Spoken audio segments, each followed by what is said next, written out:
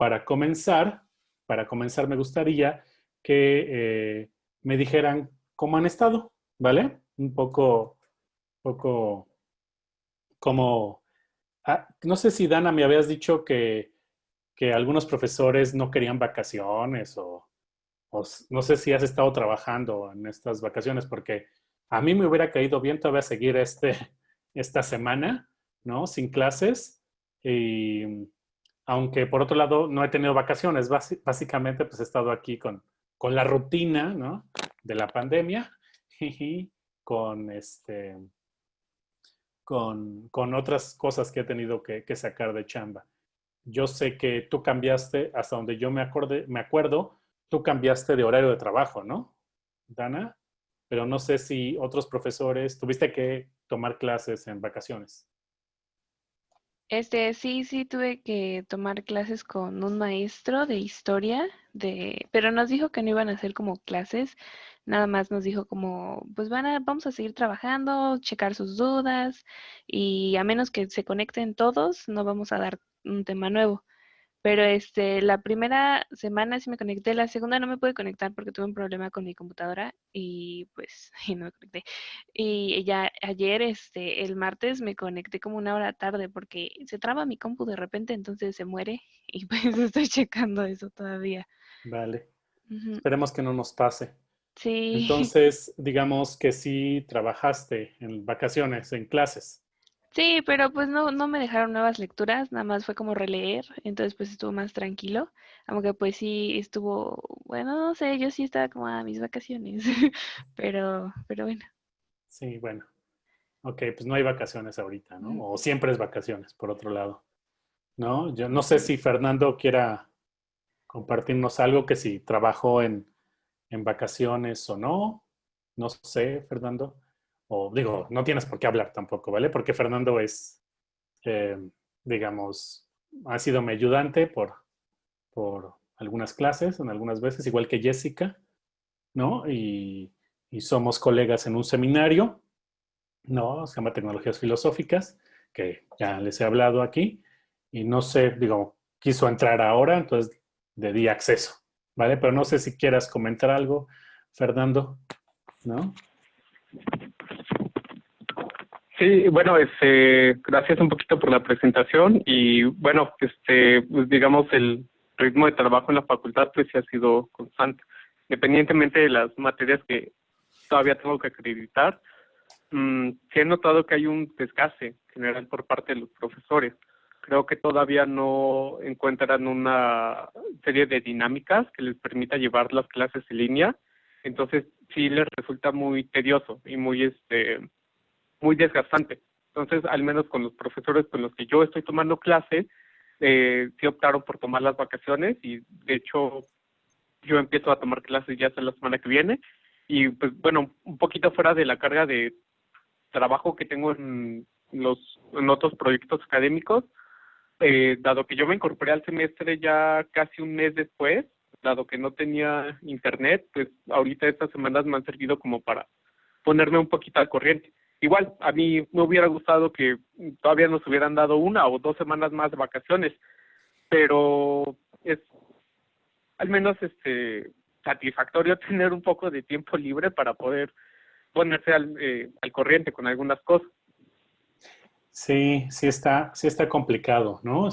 Digamos, de nuevo, es un gran experimento, ¿no? De si es posible hacer filosofía usando Zoom.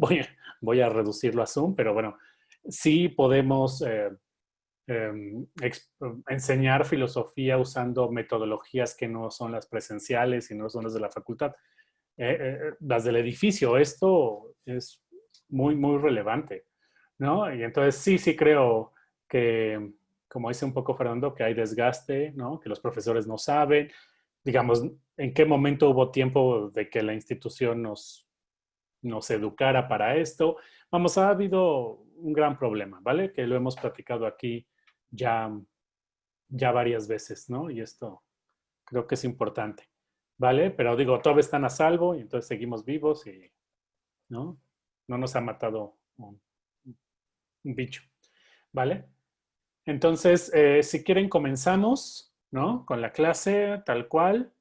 Yo quisiera, de principio, como regresar a lo que, desde el comienzo, ¿no? Iniciar la sesión con lo que hemos discutido durante el semestre, ¿no? Al principio, al principio cuando empecemos a ver a León Olivier, voy a hacer un recuento de los 3 autores que hemos visto, ¿no? A Nicole, a, a Dussel y a Padilla, ¿no? Que fue el último que revisamos, son los 3 autores que hemos revisado.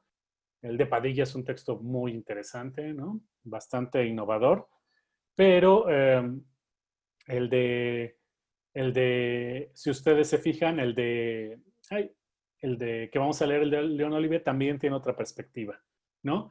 Y lo que me gustaría es recordarles a partir de dónde lo estamos estudiando. Hola de nuevo, Omar, ¿no? Te acabo de ver en la otra clase, entonces hola de nuevo. ¿Vale? ¿Qué fue lo que revisamos o lo que hemos estado revisando? Son los discursos filosóficos digamos, de los autores mexicanos que tratan sobre la tecnología, ¿vale? ¿Cómo tratan la tecnología los autores mexicanos? El semestre antepasado hicimos este primer ejercicio, pero hicimos más bien incluso los autores de antes de 1930. Llegamos quizás hasta 1950, ¿no? Rozando 60 algunos textos, pero empezamos con los textos, digamos, de Flores Magón, ¿no? Es decir, de 1910, ¿no? Un poco antes. Entonces, el semestre antepasado fue eso, fue ese lapso, y lo que nosotros encontrábamos es que eran textos como muy, voy a decirlo así, muy poco profesionales, ¿no? Muy poco conceptuales. Y entonces eran textos en donde no discutían lo tecnológico por sí mismo, ¿no? Sino que solamente ya al final con Uranga y con Gauss hay una cosa así. Pero de principio la discusión era más en relación con otras cuestiones, con la moral, con lo económico, ¿sí? Con lo político, ¿no? Con las formas de trabajo. Había otras discusiones, ¿vale? Pero no eran propiamente profesionales en términos conceptuales. Utilizan la cuestión de lo tecnológico en relación con otra cosa. Y esto es muy claro porque sus textos no son propiamente textos de artículos o libros filosóficos. Son libros de revistas, libros de periódico, digo, textos de revistas, textos de periódicos, son eh, pequeños, incluso, digamos, presentaciones, ¿sí? No son textos conceptuales. Tenemos que llegar hasta Gauss para que haya realmente un texto conceptual como tal, ¿no? Cuando Gauss empieza a discutir la cuestión de lo tecnológico y lo empieza a discutir realmente utilizando un vocabulario alemán, ¿no? Y lo que también lo que descubrimos un poco es que este acercamiento alemán, que lo revisamos un poco con Nicole, si recuerdan, ¿no? Bueno, Dana recordará, ¿no? Porque tanto Mar como Fernando no habían estado o no estuvieron. Este discurso alemán de cómo pensar lo tecnológico en relación como con un acercamiento medio ontológico, pero al mismo tiempo cercano al maquinismo o la época de las máquinas, ¿no? Que tiene más bien una concepción incluso más industrial, por decirlo así, ¿no? Que no está hablando de tecnologías digitales, ¿no? Para decir lo que nosotros conocemos. Sí, estos acercamientos, estas formas de pensar la discusión, ¿no? Son las que están en esos autores. Ya cuando entramos en ese semestre y que hemos revisado de nuevo voy a repetir, Eduardo Nicole, con el texto de la teoría de la primera praxis, a Dussel con un texto sobre la tecnología en relación con la emancipación de Latinoamérica, que básicamente no es un libro ni es un artículo, es una conferencia, una participación en un encuentro regional, ¿no? de Sudamérica. Y por el texto que leímos último, que sí es un texto mucho más conceptual, el de Padilla, ¿no? En donde sí está tratando de caracterizar a partir desde un punto de vista epistemológico, ¿no? Incluso de filosofía de la ciencia, lo tecnológico, el objeto técnico, como él le llama, ¿no? Este sí es mucho más característico. hay como elementos en comunes que voy a tratar de señalar acá, pero, digamos, hasta el texto de Padilla, también el de Dussel, y es un texto como el anterior, son textos pequeños, menores, no así el de Nicole, ¿no? Nicole es un texto mucho más conceptual, ¿vale? Pero los acercamientos o la forma de discutir lo tecnológico son parecidos, van a ver, ¿vale? Eso es lo que quiero señalar, ¿vale? El texto que nosotros vamos a revisar, lo pongo en pantalla, es este, ¿sale? Que se llama Tecnología y Violencia. Es un texto, si mal no recuerdo, de 1997, 1998. Sí, si mal no recuerdo. Es que está aquí en el nombre, pero no puedo ver el nombre. Si Sí, según sí esto es es. del 98, ¿no? Ajá. Sí, es un texto del 98. Es un texto bastante interesante, ¿vale? Yo en relación a este texto les había dejado una tarea que veo que nadie ha hecho, ¿sí? Si no la has hecho, Dana, ¿verdad? No, sí la hice, pero es que tengo unas dudas, entonces no la he entregado. Ah, ok. Ujú. Sí, no importa, es posible entregarlos después, pero solamente quiero señalarles qué es lo que les había solicitado que hicieran. Sí, es algo un poco eh, complejo, es una investigación, una pequeña investigación mucho más elaborada que la anterior. La anterior, en relación al texto de Padilla, era investigar referencias que había en sus textos, ¿no? A qué autores se refería, ¿no? Eh, o qué teorías o contra qué teorías se enfrentaba, o qué autores eran sus oponentes. Era un poco esta la idea del anterior. Era más bien rastrear a qué época o momento histórico de la historia de la tecnología responden las afirmaciones de Leon Olivet, ¿vale? Es un poco más elaborado. En relación con eso, ¿tenías alguna pregunta, Dana? Sí, es que no estaba segura de cuáles afirmaciones, si las que hacía sobre como lo que hice al principio de las diferencias entre artefacto, técnica y todo eso, o otras tipo de afirmaciones, o sus conclusiones, o cuál de todas, porque investigué como un poco Cualquiera. de todo. Aquí la idea era que, por ejemplo, vamos a revisar eso, el ejemplo del carro, ¿no? De la Ah, contaminación, ¿no? Eh, o el ejemplo del uso militar de las armas, ujú. ¿sí? Esto es lo que quería que contextualizaran, ¿no? En términos históricos. Por eso les pasé como un cúmulo de historias de la tecnología, ¿no? Para que en esas historias de la tecnología, cada historiador de la tecnología hace como voy a decirlo así, sus propuestas de cómo historizar lo tecnológico y de qué instrumento, de qué aparato a qué aparato va, o de qué época a qué época, de qué año a qué año, y por qué razones hace esa, esas historias, ¿vale? Esto es un poco la idea, es decir, tomar una afirmación, un ejemplo de León Olivet y confrontarlo o introducirlo en alguna historia propuesta por algún pensador, por algún historiador, decir, bueno, este ejemplo pertenece a esta historia, ¿vale? Pero van a ver por qué estamos tratando de hacer eso. ¿Sí?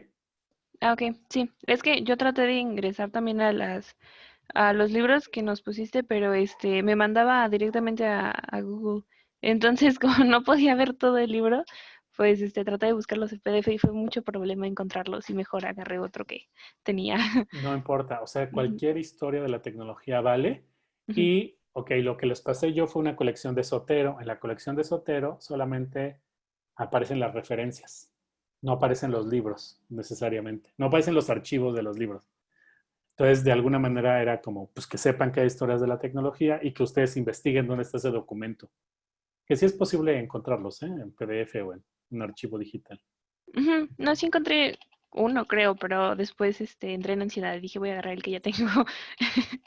Entraste en ansiedad. Sí. Ansiedad. Vale. Órale, pues.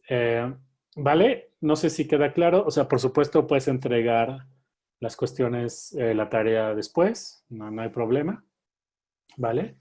Entonces, no sé si queda claro ya, ¿vale? Nuestro cometido es no solamente investigar los conceptos de tecnología que tiene cada autor, sino hacer como una investigación de qué tipo de discurso hacen, el documento en el que lo hacen, ¿sí? El momento en que lo hacen, ¿vale? Porque en verdad hay filósofos que están apoyando ciertos proyectos con sus afirmaciones de lo tecnológico, como Dussel, pues, ¿no? Dussel está apoyando pues digamos, ciertas políticas, ¿no? Ciertas, pues, digamos, planteamientos políticos o programas políticos muy determinados en oposición a otros. No solamente es conceptual, sino también es una lucha política en ciertos autores, ¿sí? O incluso están proponiendo ciertas líneas educativas, económicas, ¿no? Industriales, artísticas. ¿Sí? Entonces, esto es relevante para lo que estamos haciendo, ¿vale? Porque en verdad son muy pocos los autores mexicanos, esto sí lo voy a defender, que tienen una noción conceptual, un concepto de tecnología, ¿vale? Solamente muy hasta nosotros hemos tenido como esos esfuerzos. Van a ver, o sea, esto es parte de nuestra historia de la conceptualización de la tecnología en México. ¿Sí? Esto es un poco la idea, que es una genealogía, ¿vale? Entonces, si quieren, vamos a la clase, ¿no? Es un poco lo que, por supuesto, en cualquier momento pueden intervenir, pueden decirme que estoy mal, pueden atacarme, ¿sí? Pueden escrachearme. No, no es cierto. Por favor, no lo hagan. ¿Sí? Eh, a ver. Ok, hemos revisado 3 autores. ¿Sí? Es Eduardo Nicol, Enrique Dussel y Hugo Padilla. ¿Vale? Los textos son de diferente época, aunque creo que el de Nicol es de los 60, si mal no recuerdo. No, de los 80, perdón. El de Dussel es de ya los 2000, no me acuerdo. Y el de Padilla de los 70, ¿no? Si mal no recuerdo, 74, 79, 76. Perdón, no tengo frescos esas fechas, ¿vale? Debería ponerlas aquí, ¿vale? Para tener como, esos son nuestros, bueno, mis resúmenes, pero nuestros resúmenes de clase. Por supuesto, el texto de Nicole, que es el texto que se llama La teoría de la primera praxis, es un libelo, no es completamente un libro, sino es un libelo que trata de manera académica, eso es lo interesante, la cuestión planteada en una tradición, que es la alemana, ¿vale? Yo trataba de mostrarles cómo el acercamiento a lo tecnológico que tiene Nicole viene de Heidegger, viene de Hannah Arendt, viene de Gunther Anders, es decir, de toda una tradición alemana que se interesó de determinada manera por lo tecnológico. Y el texto de Nicole está haciendo eso específicamente, está enfocando, está tratando la discusión de lo tecnológico en relación con esa tradición, ¿vale? ¿Y cómo lo hace? Vamos, empieza así. Dice que ha habido un cambio insospechado en uno de los componentes estructurales y funcionales del ser humano, ¿vale? Si uno lo pone en términos de Hannah Arendt, diría, hay una transformación en la condición humana. ¿Qué es lo que hizo esa transformación de la condición humana? Básicamente dice Nicole que hay una crisis de la praxis. Así lo dice. Hay una crisis de la praxis que va unida a una crisis de la filosofía. ¿Sí? ¿Cómo vamos a entender esto? ¿Vale? Ok. Dice que esta crisis de la praxis va unida directamente hacia una uniformidad pragmática. La uniformidad pragmática es general. Se puede entender como mecanización del mundo o deshumanización del mundo. ¿Vale? Él pone pocos ejemplos, ¿vale? Pero pone más ejemplos Gauss. Podemos utilizar los ejemplos de Gauss porque el acercamiento es parecido. Y entonces en verdad está hablando del auto, está hablando de las prótesis, está hablando de los anteojos, está hablando del televisor, de la radio, ¿vale? Estas cuestiones tecnológicas para estos autores generan una crisis en la praxis. ¿Pero en qué sentido una crisis en la praxis? Que uniformizan, ¿no? Que mecanizan la práctica, uniformizan el hacer la práctica.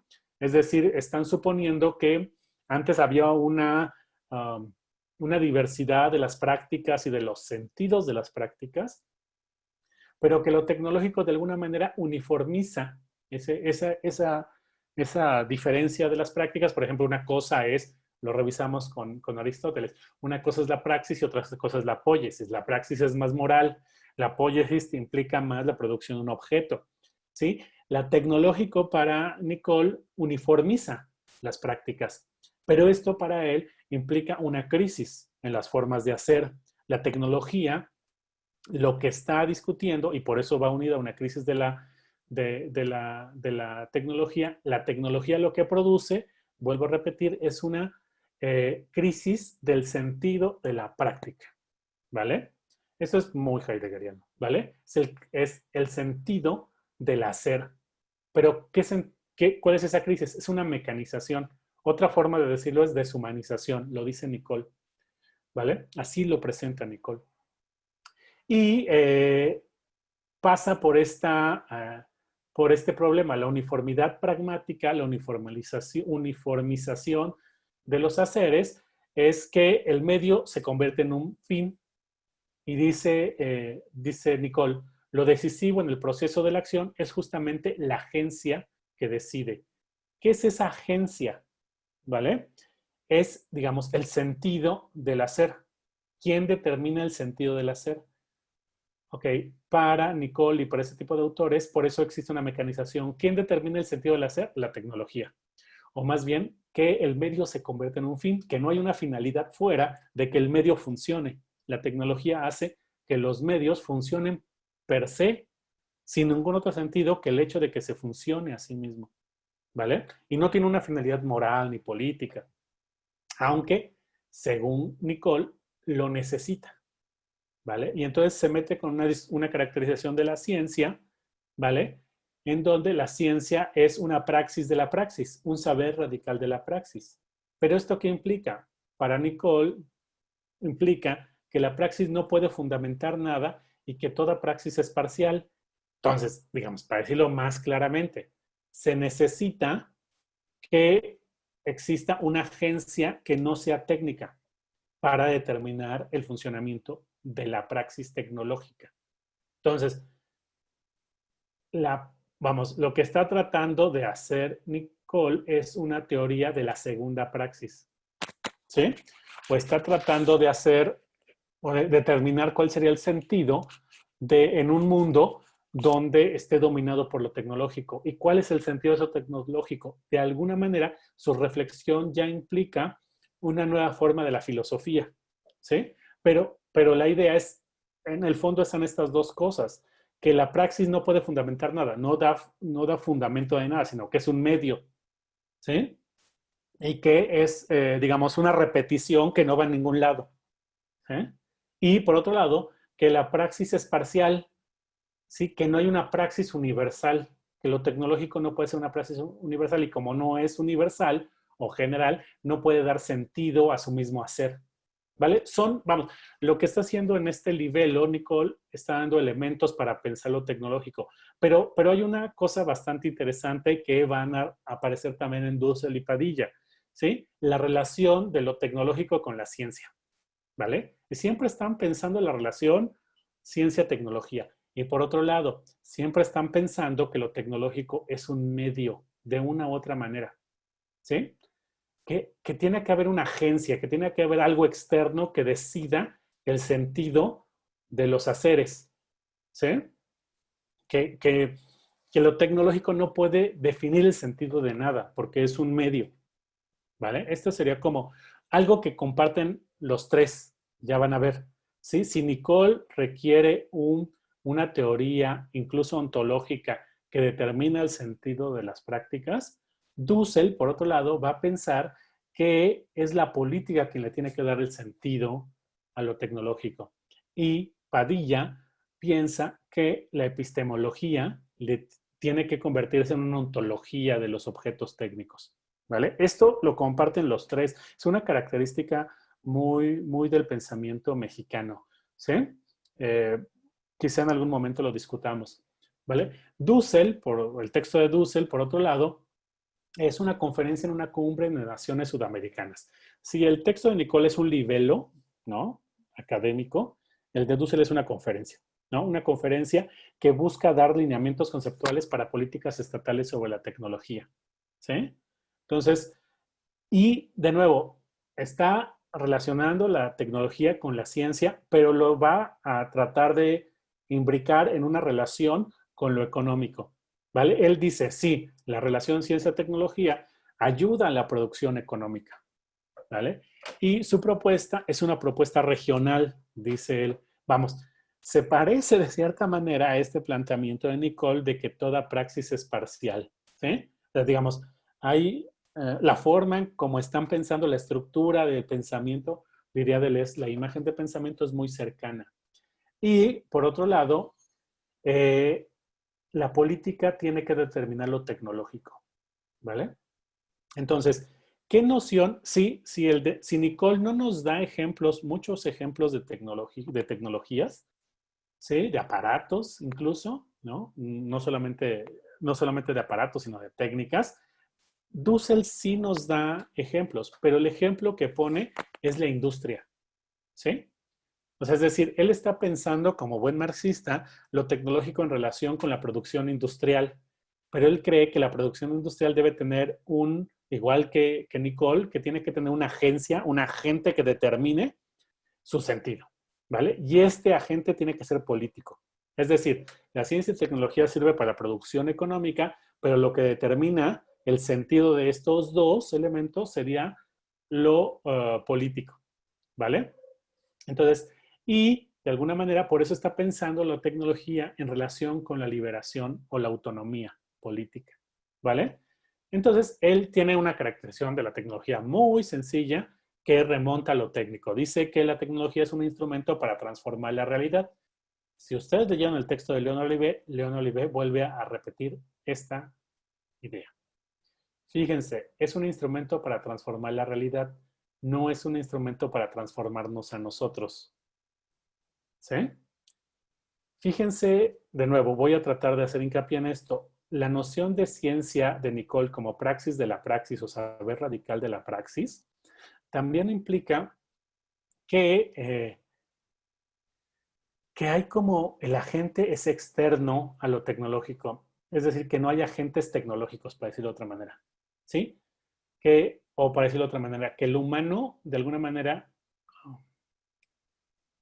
hay algo externo a lo humano a lo de lo tecnológico. Si entonces lo humano puede determinar lo tecnológico o que lo tecnológico hay un lugar que no llega en lo humano. ¿Sí? Por eso la tecnología es un instrumento para transformar las cosas, la realidad. No, ¿sí? A los seres humanos, las relaciones políticas, ¿sí? Las relaciones morales, ¿sí? La tecnología modifica lo real, lo físico real, ¿sí? La naturaleza, no a los humanos, ¿sí? Por eso es la crisis de la praxis en Nicole, ¿vale? Porque había diferentes formas de la praxis. Había la praxis y había la apóyesis, ¿sí? Y con la tecnología desaparece esa distinción. La praxis era para lo moral, la apóyesis era para los objetos, ¿sí? Y ya no existe esa distinción con lo tecnológico, ¿vale? Aquí hay juegos interesantes que no voy a elaborar más.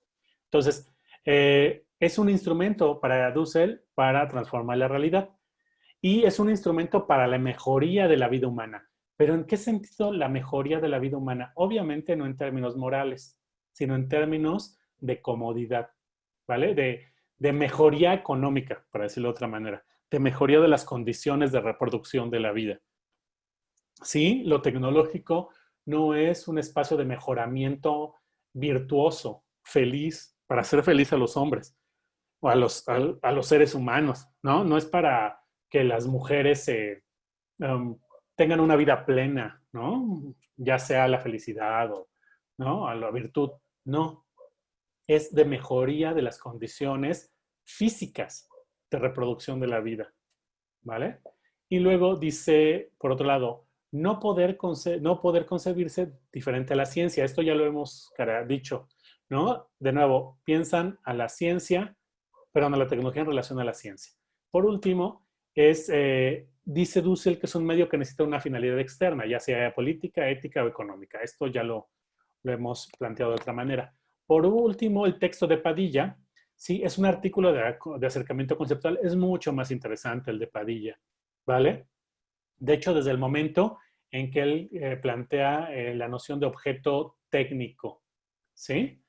Sí, que el objeto técnico, de hecho, él plantea una taxonomía de los objetos técnicos que van unidos a una ontología. Esto es bastante interesante. Él piensa que la ontología está discutiendo con los fenomenólogos, la clásica discusión entre el analítico y el hermeneuta fenomenólogo, aquí está, ¿sí? Él piensa que antes de hacer un acercamiento ontológico tienes que hacer un acercamiento nociológico, ¿sí? Y que solamente a partir de la nociología o la epistemología tú puedes hacer una ontología, ¿vale? Entonces, para hacer una taxonomía de los objetos técnicos, tienes que hacer primero una teoría de los saberes y de los conocimientos que están inmiscuidos en su producción, ¿sí? Porque hay unas cosas bastante interesantes cuando dice que un objeto técnico es un producto de la tecnología, que es una creación artificial. Pero estas creaciones artificiales tienen como fundamento discursos de conocimiento, ¿vale? Y aquí es donde, de nuevo, repite esta estructura, esta imagen de pensamiento que están en Nicole y Dussel, que es que no puede separar la ciencia de la tecnología. De hecho, Padilla lo fortalece, ¿sale? Tiene que haber teoría y tecnología. Los objetos técnicos son objetos producidos a partir de un discurso científico, ¿vale? O de un discurso epistemológico. Y por eso dice este tipo de cosas. Se puede conocer mejor y más específicamente sin que esto conlleve obligatoriamente un hacer. La inversa no es válida. Hacer mejor y más específicamente requiere de un conocer mejor y más determinadamente. Esto es muy interesante. ¿Por qué? Porque en verdad parece que está hablando Nicole o incluso Dussel. Es decir, dice, no puede haber un hacer sin un conocer. No puede haber un hacer sin un discurso que fundamente ese hacer. Y el texto de Padilla tiene en verdad muchos ejemplos, la televisión, un discurso publicitario, sí, la sal, bueno, elementos químicos que son producidos artificialmente, ¿sí? Estos son ejemplos bastante interesantes, pero siempre para mostrar cómo estos objetos técnicos, ¿no? Que no solamente son los aparatos, o eso es bastante interesante, y de aquí León Olivet sacó ciertas cosas. Los objetos técnicos no son propiamente aparatos, ¿no?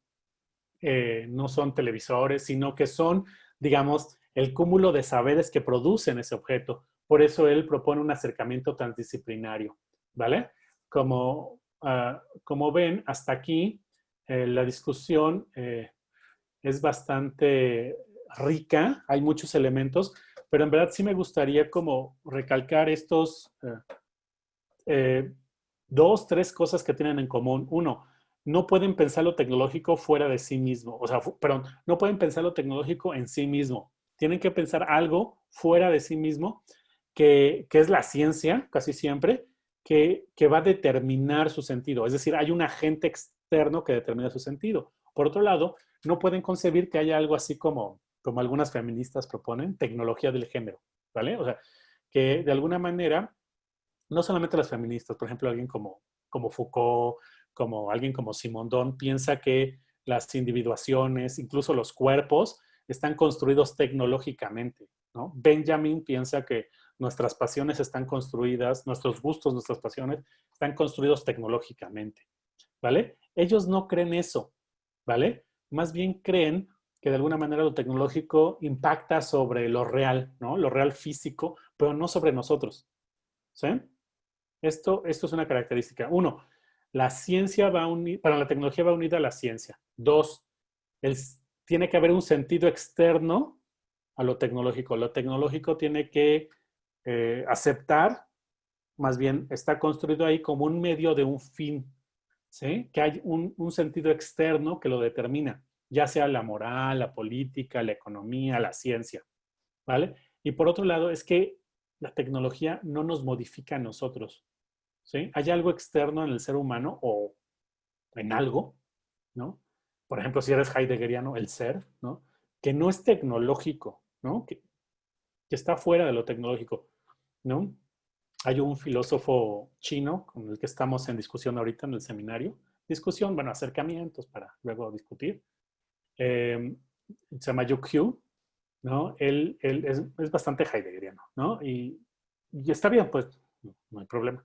Pero el asunto es que él defiende que Heidegger defiende que en relación con lo tecnológico hay un desconocido, o sea, que hay algo desconocido que permite a lo tecnológico como producir otras cosas, ¿sí?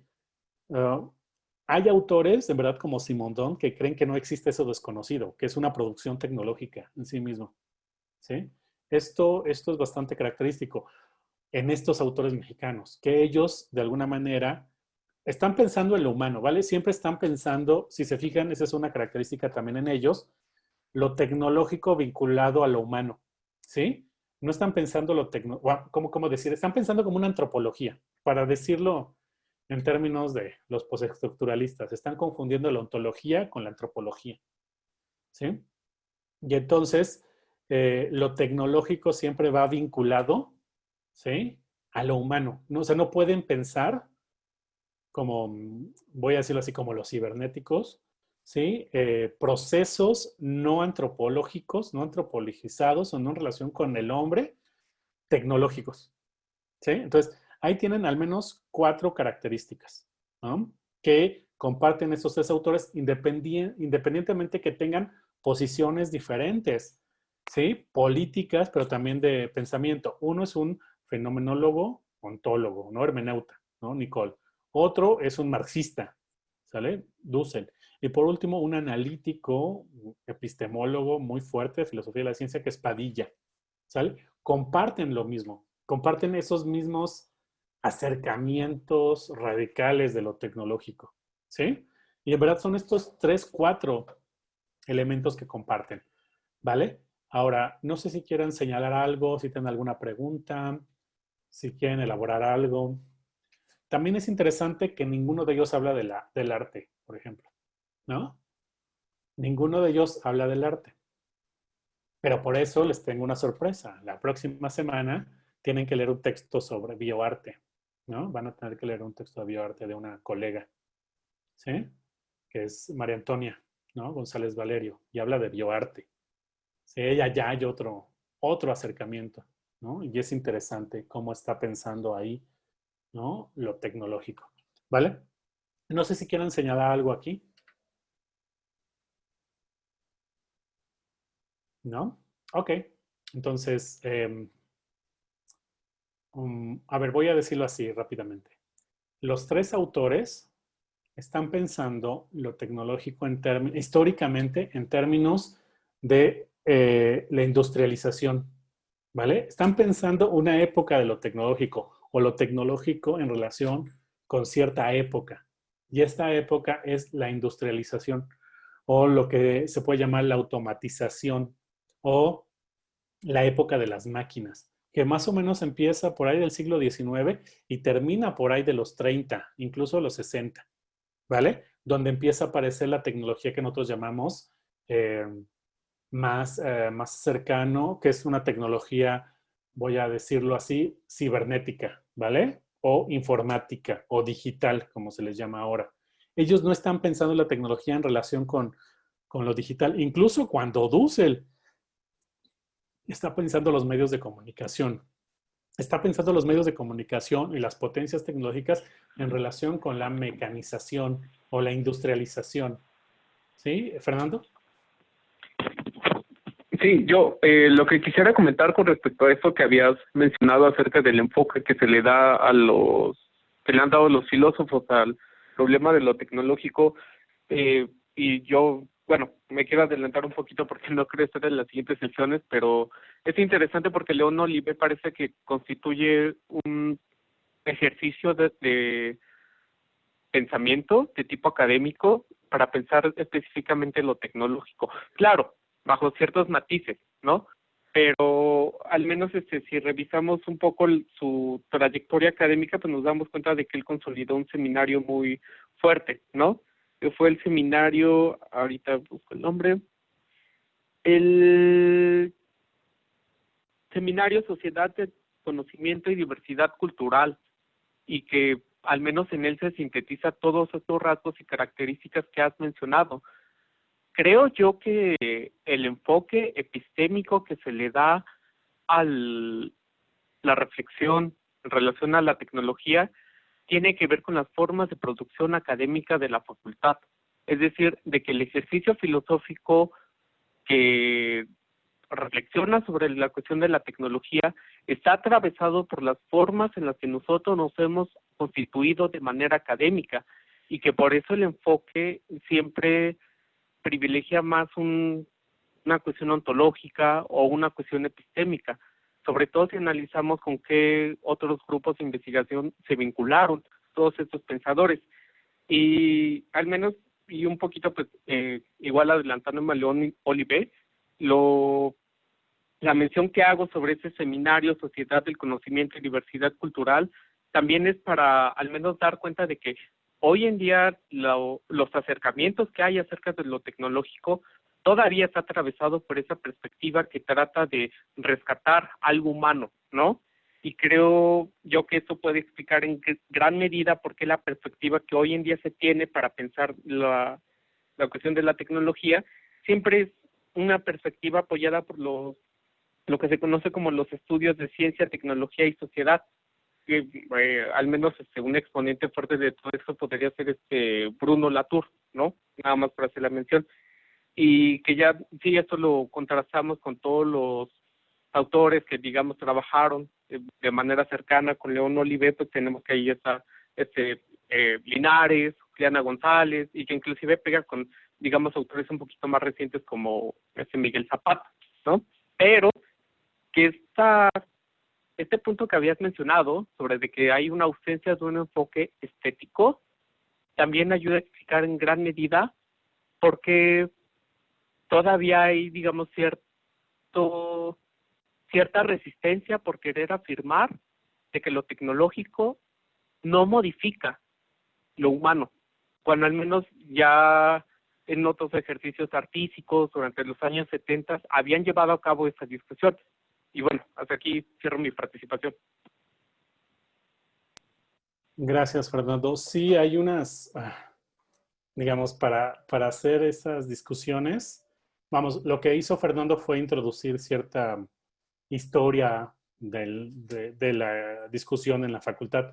¿Por qué? Porque los tres autores que estamos, bueno, cuatro con León Olivé, están muy imbricados en las políticas y en las formas institucionales de la facultad, ¿vale? Pero por otro lado, introdujo el problema de lo estético, ¿vale? Que remite a otro tipo de prácticas que solamente ciertas escuelas en la facultad han tratado digamos, de salvaguardar, ¿vale? Y de elaborar. Pero bueno, digamos, dejemos un poco estos, no, vamos, lo que quiero decir es que no elaboramos mucho de la historia que nos pone Fernando, que es muy útil, ¿vale? Y que contextualice, que va a contextualizar esto. Porque básicamente lo que tenemos con León Olivé, ¿no? Que lo vamos a revisar, es un multiculturalista, ¿no? El multiculturalismo en la facultad es una cosa, bueno, en la facultad, en la UNAM es una cosa bastante interesante porque es una cosa medio híbrida, transdisciplinar, ¿no?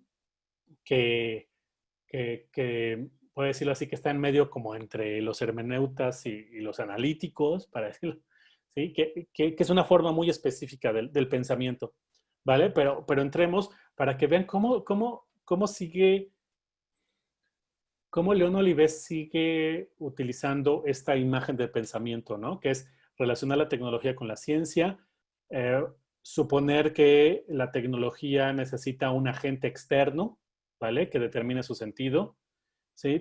Pensar que la tecnología eh, no afecta a lo humano, sino afecta a las cosas. Esto es en verdad muy, muy importante. Y se me olvida lo último, ¿no? Que la tecnología, bueno, esos tres de principio. ¿Sí? Bueno, esos tres, ¿vale? Si no, ahorita me acuerdo o se acuerdan del otro. Entonces pasemos al texto de León Olivé. ¿Lo pudieron leer? ¿Lo pudiste leer, Dana o Mar? Yo sí lo leí. ¿Me pueden decir un poco a grandes rasgos qué les pareció? Bueno, a mí me gustó el texto. El semestre pasado tuve una clase sobre violencia, entonces, siento que estuvo muy de la mano con eso, todo lo que menciona. Eh, Nada más que siento que al final, o sea, empezó muy fuerte diciendo esta parte del secuestro del embajador de Perú, creo de Ujú. Japón en Perú, ¿no? Sí, sí. Ajá. Yo pensé que iba a irse como directamente a la tecnología es mala porque toda esta violencia que genera y todo. Y yo sentí que terminó como más tranquilo, como si así, pero hay otros tipos de violencia y a veces sí, a veces no. Pero me gustó, o sea, creo que ya con lo que he leído me recordó mucho a Dussel y a Padilla más que nada, pero entonces estuvo más fácil de leer y sí me gustó. Ujú. Ok. Mar, ¿algo te pareció interesante? No sé. No lo revisé, no lo revisé. Ya, ya. Ya, bueno, ahorita lo elaboramos, no pasa nada. ¿Vale? Voy a compartir mi pantalla y les voy a tratar de elaborar un poquito lo que me parece interesante y creo que podríamos utilizar para la clase. Por supuesto, como ustedes saben, es un texto de 1998, ¿vale? Si uno mete el texto a un análisis estilométrico o minería de textos o como quieran llamar esto, ¿vale? Aparece esto, ¿vale? Lo que le va a interesar con lo tecnológico a León Olivé es lo que él va a llamar sistemas intencionales, ¿vale? Es otra forma de decir la agencia y el agente. ¿Quién determina el sentido? ¿Sí? Para decirlo de otra manera. ¿Sí? No me va a meter en caracterizar la intención o... ¿Sí? Pero sí caracterizarlo a grandes rasgos es quién tiene la decisión final y cómo poder determinar el sentido, ¿sí? De ciertas acciones, ciertos acontecimientos. Por eso él habla de sistemas, ¿sí? De sistemas técnicos, ¿sí? De sistemas que implican decisiones. Y ahí, como ustedes saben, están los artefactos, ¿no? Eh, las técnicas, los artefactos y los sistemas técnicos, ¿vale? La tecnología para él son estas tres cosas. Pero es muy claro en estas visualizaciones como, fíjense aquí como, voy a aventarme algo, ¿no? Hay una relación entre violencia y tecnología, pero no hay una relación entre sistemas intencionales y tecnología y violencia. ¿Por qué? Porque conceptualmente están forzando las cosas. Esto es una crítica, digo, que tendría que fundarla, pero está forzando las cosas, ¿vale? No voy a meter nada más en esto, ¿vale? Y fíjense cómo está pensando la tecnología como aplicación, dominación, y está pensando la tecnología al servicio de la violencia. Esto va a ser muy, muy interesante, ¿vale? Ahorita lo vamos a ver. Entonces, él empieza, como dijo esta Dana, con casos muy interesantes, ¿vale? Y que son de uso militar y terrorista de tecnología moderna, ¿vale? Y entonces habla de espionaje, de asaltos militares y de Internet, ¿sí? Él ya va a empezar en Internet. ¿Alguien, quién aprendió? Yo, Dime. solamente como paréntesis, ¿crees de que él todavía siga siguiendo ese modelo de pensamiento alemán? Lo digo en relación a porque a mí lo que me recordó mucho este texto es al de movilización total de Junger. Solamente era eso. No, yo pienso, o sea, es bastante compleja la pregunta. No está utilizando la tradición alemana de acercamiento, porque si no sería un ontólogo y entonces, pero está utilizando la tradición analítica mexicana, que sí está en una discusión, como vimos, de Padilla contra Nicole, ¿se acuerdan? Que es una discusión sobre quién toma decisiones en relación a lo tecnológico, ¿vale? Eso tendríamos en verdad que rastrearlo en la historia de la facultad, de la filosofía en México, pero no, o sea, De hecho, no sé qué nos pueda decir Dana, que lo leyó, pero según yo es como bastante analítico, ¿no? Olivé, ¿no? Pero analítico como, voy a decirlo así, débil, ¿no? Como a veces se utiliza. No analítico conceptual fuerte, como, como Barceló, por ejemplo, ¿no? Que son más de esta tradición rígida, conceptual, sino más débil la forma como analiza los conceptos. Pero lo interesante aquí que empieza con casos, ¿no? Los casos son interesantes y empieza con Internet. Pero cuando entra con Internet, piensa que este uso militar y terrorista de Internet se hace o sea, vamos, Internet funciona como una tecnología que inventa o que explota la ignorancia y la falta de estructura vital de las personas. Esto está bien interesante porque no Internet nos va a construir como individuos, sino que nos va a explotar nuestra ignorancia y nuestra falta de estructura vital. ¿Sí? Vamos, se los adelanto. Olivé piensa que la tecnología tampoco nos transforma a nosotros. ¿Sí? Y por eso está pensando la violencia. La única manera en cómo la tecnología modifica a los seres humanos es mediante la violencia. ¿Sí?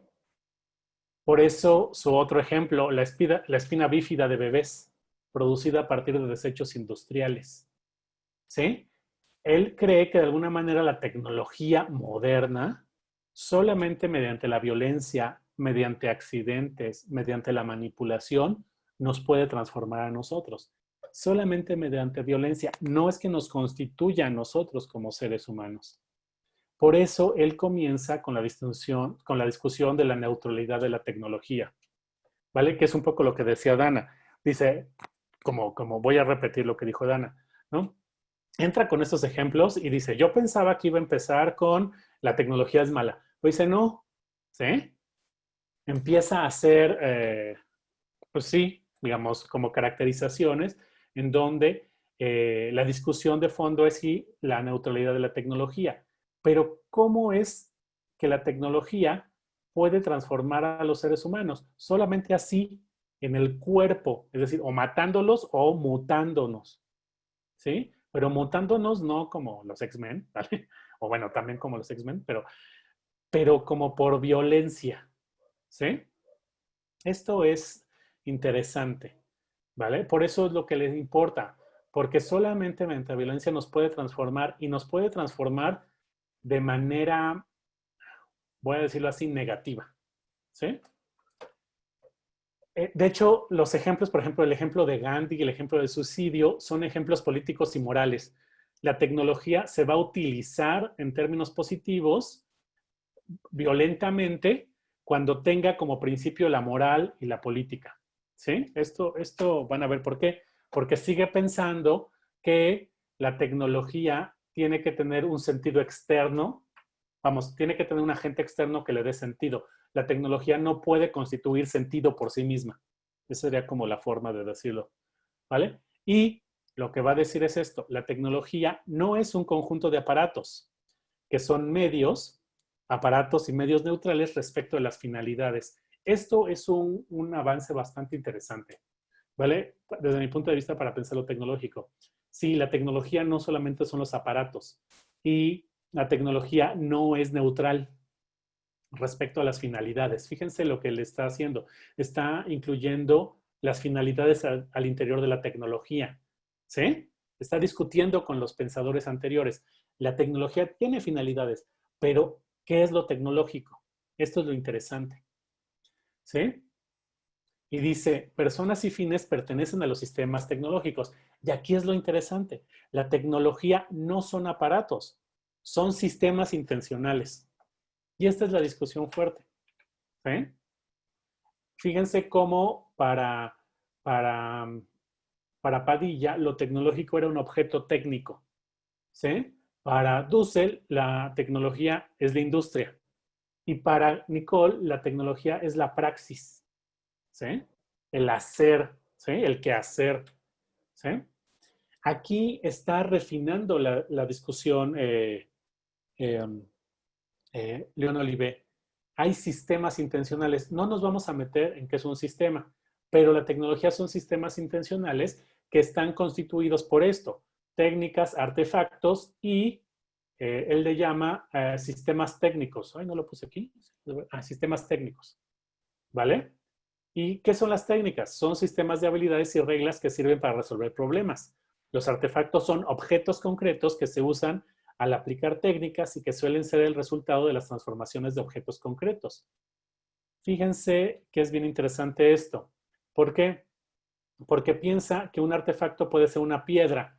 Básicamente está pensando como Padilla, ¿sí? Un objeto técnico es un artefacto, ¿sí? Que ha sido transformado por técnicas específicas, por la ciencia, para, ¿sí? Servir como un objeto técnico, ¿vale? Dice, por ejemplo, una piedra o una cabeza. ¿Por qué una cabeza? Dice, los sistemas económicos y acciones de las personas son artefactos. ¿Sí? La conducta de una persona es una cosa concreta y puede ser un artefacto de un sistema técnico y de la aplicación de técnicas de manipulación. Fíjense de nuevo otra vez. Hay manipulación psicológica, ideológica, ¿sí? O amenaza. De nuevo, Leon Olivet no cree, digamos, que un ser humano pueda ser un artefacto. Las conductas sí de él, ¿sí? Sus ideas, ¿sí?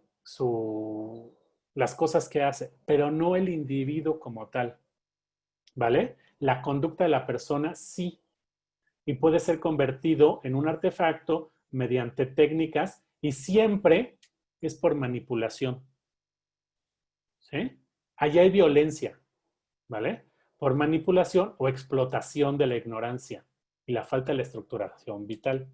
A ver, que él te diga cómo es que puede haber tanta desestructuración mundial, ¿vale? Desestructuración afectiva en el mundo, ¿vale? Eso es, vamos, es una pregunta que estoy haciendo aquí, ¿vale? O amenaza. Esto es interesante, los artefactos no se reducen a aparatos, igual que los objetos técnicos en Padilla. Y habla de eficiencia, ¿vale? ¿Por qué? Porque está pensando la tecnología en relación a los medios y los fines, de nuevo. ¿Sí? Fíjense, hay elementos parecidos. Está pensando en medios y fines.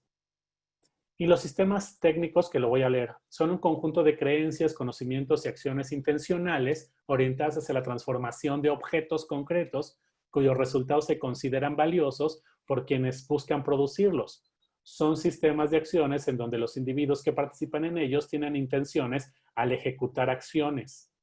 Para que ello sea posible, los individuos ejercitan su capacidad de tener representaciones y valoraciones del mundo sobre el cual deben intervenir.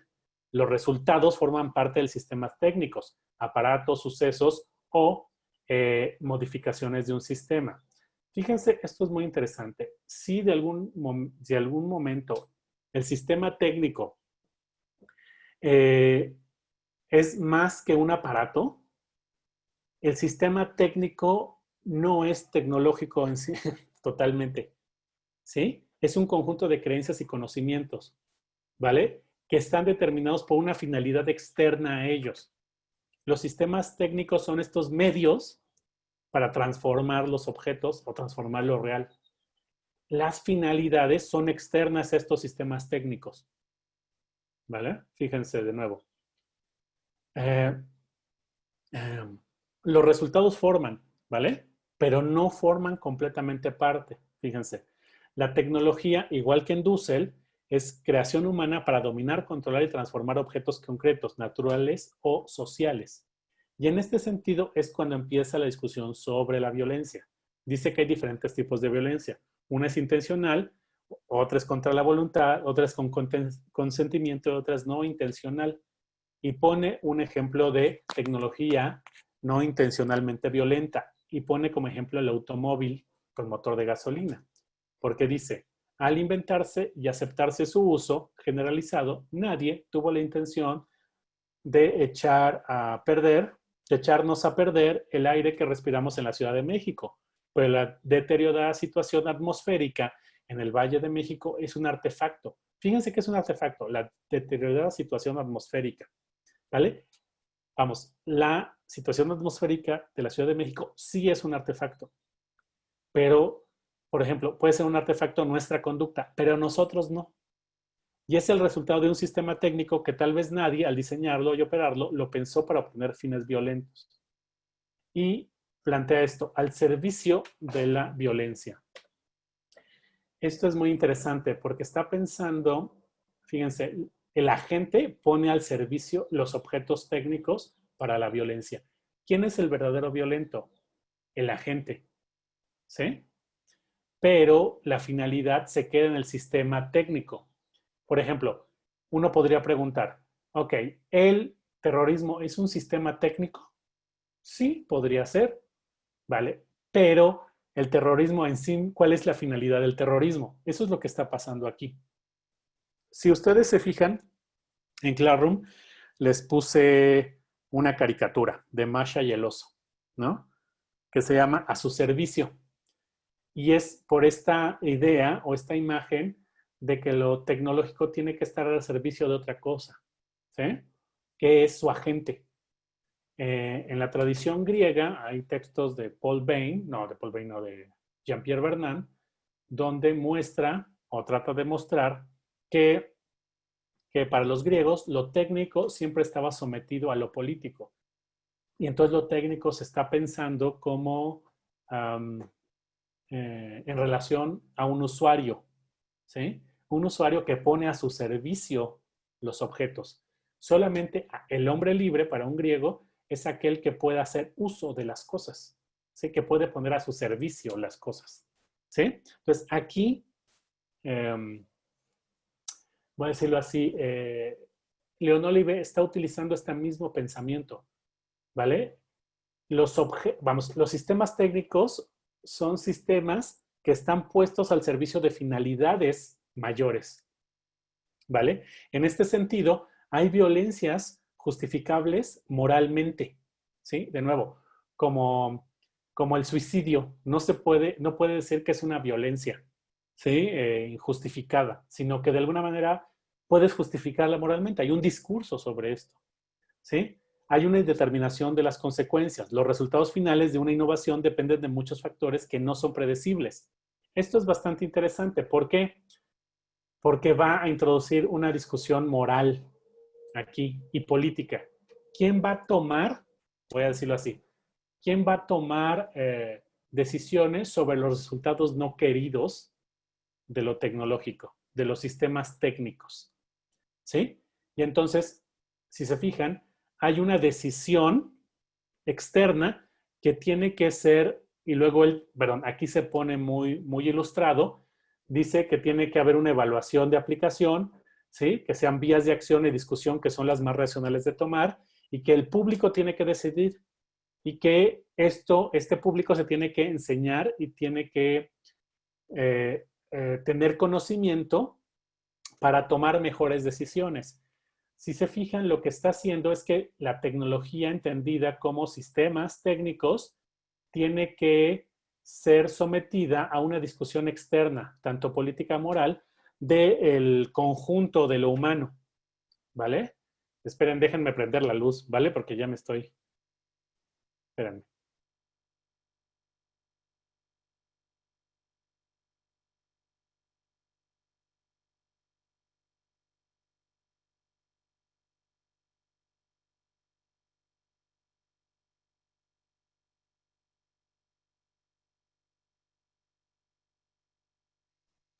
Perdón, ya me veo mejorcito, ¿vale? Si se fijan, el sistema técnico, ¿no? Tiene una finalidad externa, ¿sí? De nuevo, lo que le importa a Leon Olive es esta intencionalidad, ¿sí? Que se puede introducir en los sistemas técnicos. Los sistemas técnicos se ponen al servicio de finalidades ya sea políticas o morales. Esto es lo interesante.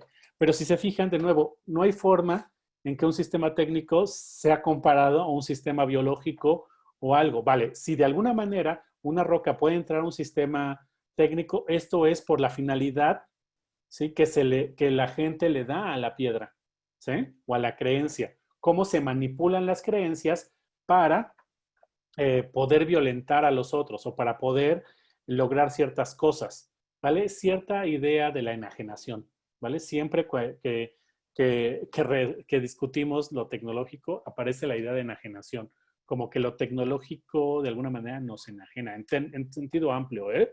No, no muy restrictivo, ¿vale? Pues no sé qué les parece, ¿vale? No sé qué les parece este acercamiento, porque desde mi punto de vista, incluso aunque Leon Olivé hable de Internet y hable de mecanismos de información avanzados y tecnología digital, su noción de tecnología como sistemas técnicos es absolutamente de una época, voy a decirlo así, industrial, de una tecnología industrial. Porque si uno se fija, por ejemplo, si uno lee a Jacques Ellul, ¿no? Después se los pongo en el, en Classroom. en Classroom, gracias. En Classroom, se los pongo en Classroom, a Jacques Ellul o a Luis, ay, se me olvida cómo se llama este historiador, se los puse en esperen, déjenme buscarlo, ¿no? A Louis Mumford, ¿no? Esperen, déjenme ponérselos en...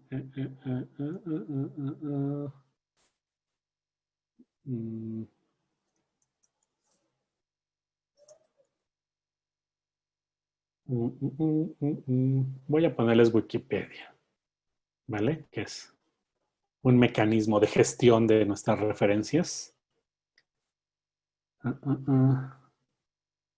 Vale, si ustedes revisan a este pensador, a ver si está en español para qué, ¿no? Llamado Jacques Ellul, ¿no? Francés. Él tiene una teoría del sistema, ¿no? De lo que él llama la máquina, ¿sí? O que es un sistema tecnológico, ¿sí? Que de alguna manera está pensando lo tecnológico como lo está pensando Leon Olivé, ¿sí? Que es un conjunto de acciones, de intenciones, de aparatos que entran en relación con estas técnicas y con estos sistemas de creencias, ¿sí? Sobre todo, un texto que se llama La Edad de la Técnica. Ustedes pueden revisarlo. Ahí introduce, ahí introduce la idea de sistema técnico o de la máquina, ¿vale? Por otro lado, permítanme, por otro lado, Louis Mumford, ¿no? Louis Mumford es un historiador norteamericano, ¿no? Que tiene textos muy importantes para la cuestión tecnológica, ¿no? Que uno de los más importantes, déjenme ver, digamos, es un autor que piensa la ciudad, piensa la guerra, ¿no? Pero este texto que se llama Técnica y Civilización o el mito de la máquina, ¿no? Lo que hace también es introducir la noción de sistema tecnológico, que es diferente a lo que está planteando Leon Olive, pero la idea del acercamiento sistémico o sistemático, donde lo tecnológico no solamente es el aparato, ¿sí? Ya está en autores anteriores. Sí, lo interesante o lo importante en Leon Olive es este acercamiento desde los sistemas intencionales, ¿sí? Pero lo que deja ver es cómo él piensa que lo tecnológico no puede ser agente, no puede producir un sentido en sí mismo, ¿vale? No sé si soy claro, ¿sí? ¿Vale? ¿Alguien que quiera señalar algo más de esto? Yo no, es que no recuerdo muy bien de quién era la lectura que leímos, creo que el año pasado, igual en la clase, que recuerdo mucho que empezaba con, igual haciendo como una revisión histórica y también ocupaba el ejemplo de la piedra y decía que el uso de la piedra, pues al agredir a alguien, pues era muy parecido al uso, no recuerdo si terminaba como en lo de la bomba atómica, Sí, es que, Leopoldo Sea. ajá, sí, ese, que igual hay como, pues como una intención afuera de el el artefacto o el aparato. Sí, para contextualizar un poco la discusión, ¿no? que está aquí, es, por ejemplo, los cibernéticos, vamos, los teóricos de la cibernética, a los que odiaba tanto Heidegger, ¿no?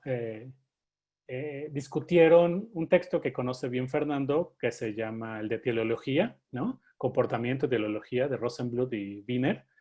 Y la discusión es, a ver, por ejemplo, han pasado por afuera de una casa y hay una lamparita, ¿no? Y cuando pasan, hay un sensor y se prende. ¿Por qué chingados se puede prender solita? Explíquenme. Porque pasamos, es un sensor de movimiento. Sí, pero tiene intencionalidad. Ah, bueno, sí que iluminar. Sí, Ver quién exacto. O es. sea, exacto. Por ejemplo, es más bien, todo empezó cuando le pidieron a Wiener y a otros, estaba Turing incluso, ¿no? Digamos, ¿no? En la guerra, en la Segunda Guerra. ¿Cómo haces que un misil, que un cohete, un proyectil, le pegue a un avión ¿cómo se llama? En movimiento? O sea, vamos, imagínate, estás como soldado, como soldada, ¿vale? O sea, ¿no? Estás disparando desde tu arma, ¿no? Y nunca le pegas porque el avión está en movimiento, son muy rápidos, ¿sí? La única manera es que tienes que tener un proyectil que sea igual de rápido, ¿sí? Y que le pegue. Pero ¿cómo haces que el proyectil vaya en el sentido del, del avión? A ver, explíquenme. Pues que lo siga, ¿no? ¿Y cómo haces que lo siga? No sé. Pero es que según yo, bueno, estos misiles no tienen como un objetivo, sino que siguen lo que se mueve. Entonces, por eso lanzan Ok, los otros que. ¿cómo puedes seguir lo que se mueve? Vamos, ahí lo que pasa es que la máquina puede tener intención, ¿ya te fijaste? Una Ujú. noción de intencionalidad rarísima, ¿sí? ¿Vale? O sea, pero tiene o no intención, ¿sí? Aquí estos autores, al menos estos cuatro, sacan la intención de lo tecnológico. Ujú. Entonces, están perteneciendo, vamos, ¿qué tecnología es, vamos, cómo puedes concebir un aparato, una tecnología cuya intención sea externa? Solamente el capitalismo. O sea, es decir, todo sistema industrial, ¿vale? ¿Por qué? Porque la pala no puedes pensar que es un sistema, vamos, es una herramienta, ¿sí? Una piedra para matar tampoco, ¿sí? Ahí es muy claro. Pero todos estos autores en verdad están pensando un sistema, una época de las máquinas, eso se llamaba, no la era industrial de lo tecnológico, no lo digital. Porque, por ejemplo, a ver, tú le tecleas a Google, ¿vale? Estás buscando en Google y Google te completa la frase, ¿no? O sea, te lee la mente o qué. No, o sea, hay una intencionalidad, ¿sí? Allí, ¿vale? Y esto empieza a ser discutido, por ejemplo, con biólogos, ¿no? Y con otro tipo de ciencias. Por ejemplo, ¿por qué las flores nacen siempre como flores? O sea, hay cierta información, ¿sí? Y cierto sentido en esa información, en los cromosomas, que hacen que las flores siempre terminen siendo flores, ¿sí? ¿Vale? Bueno, ¿han visto una película que se llama Aniquilación? ¿Sí? Sí. Vela, Dana, es muy bonita, ¿vale? Pero ahí toda la premisa es que hay un ente que transforma técnicamente, o Lo sea, porque lo siento. transforma todo ser, ¿no? Y entonces tú eres un ser humano y te transformas en una planta, ¿vale? Y esas mutaciones son técnicas, tecnológicas. ¿Fernando? Sí, yo solamente quisiera hacer una acotación con respecto a lo que habías mencionado de este texto de Wiener y de Rosenbluth, y es que no, digamos, ellos no pudieron concebir una intencionalidad en la máquina sin sin el texto que escribió Shannon sobre la teoría matemática de la información, y que al menos para la cibernética fue muy importante porque logró establecer como de que mediante ciertos mecanismos técnicos se puede dar cuenta acerca del comportamiento humano. Y bueno, también eso determinó lo que posteriormente se conoció como ciencias de la información, ciencias de la telecomunicación y ciencias computacionales. Entonces, creo yo que esa modificación del ejercicio del pensamiento tiene un antecedente en ese texto de Shannon. Sí, sí, sí, eso es, digamos, lo que está haciendo Fernando de Nuevo, contextualizando muy bien, ¿no? Y dando antecedentes de esta discusión. Pero solamente es para entender por qué dicen esto estos autores. A ver, para decirlo de otra manera, los mexicanos, hay historiadores de la filosofía en México como Ambrosio o como incluso Rovira, que sostienen que la filosofía en México siempre es humanista, ¿vale? Cualquier cosa que eso sea, ¿vale? O sea, pero de alguna manera implica que, que los filósofos mexicanos están defendiendo lo humano o que tienen un principio de defensa de lo humano. ¿Por qué? Porque venimos, según estos autores, venimos de la discusión de si los indios tenían alma, ¿vale? Entonces, y siempre los filósofos mexicanos defendemos que sí tienen alma, ¿vale? Y defendemos frente a regímenes de opresión, ¿no? Y esto es muy claro también en esos autores. ¿Por qué la gente es externo? ¿Sí? O sea, ¿por qué la técnica no nos puede transformar? O como dice León Olive, la única manera en que nos puede transformar es mutándonos violentamente, o matándonos, o manipulándonos. ¿Sí? Esto es bastante interesante. ¿Vale? No sé si alguien quiera decir algo más. Pues también me, me recuerda un poco a otro texto de Hito que es sobre la perspectiva aérea. Y justo habla de cómo, pues, pues como del, ay, ¿cómo se llaman? Los, los aparatos estos que vuelan. Globos, No, dirigibles, no, no, ya, las cámaras. drones. Sí, Ok. sí, justo habla de cómo los drones, por ejemplo, de Google Maps, pues afecta a toda nuestra visualidad. Pero de nuevo es como hay una intención final y lo tecnológico solo es el medio. Y esa intención pues nos transforma, en este caso, en su ensayo, pues la perspectiva, ¿no? La vista. Ujú. Pero ¿quién controla tu vista? Pues la gente Así, mala de Google, no el aparato. ¿Sí? Es básicamente eso es la forma del capitalismo. Es ¿a quién tenemos que derrocar? ¿A la máquina que está enfrente de nosotros o al capitalista? Pues al capitalista, que es el sistema. Y entonces ahí se generan cosas bastante interesantes. ¿Vale? Ok. Si quieren, le dejamos acá. Solamente les quiero mostrar que vamos a leer la próxima sesión. Todavía no se va a poner porque lo dejé programado, ¿no? Es este texto que se llama así, Bioarte. Esperen. Ay, ¿qué pasó aquí? Creo que no lo puse bien. Qué bueno que me di cuenta. Sí, miren, no puse bien el enlace. Bueno, ahorita lo cambio, pero se llama así el... ¿Qué pasó aquí? Cambiar nombre. A ver, cambiar nombre. No, espérenme. Hay algo mal aquí. Editar tarea. Se llama así Bioarte y Ontología Estética. Es de María Antonia González Valerio. Qué bueno que me fijé. Puse la presentación de ahorita, ¿no? Entonces lo cambio. ¿Vale? Mientras. Pero sí es para la próxima semana. Pues la próxima semana nos vemos acá. Ahí ya nos vamos a meter en arte, una cuestión más estética, más de prácticas artísticas. Pero no les voy a dejar que hagan alguna investigación, ¿vale? Con las que están haciendo, con las que deben, con esa, ¿vale? ¿Alguna cuestión más? ¿No? no.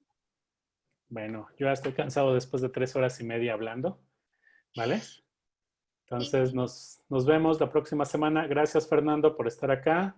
Mar y Dana. Nos vemos la próxima semana.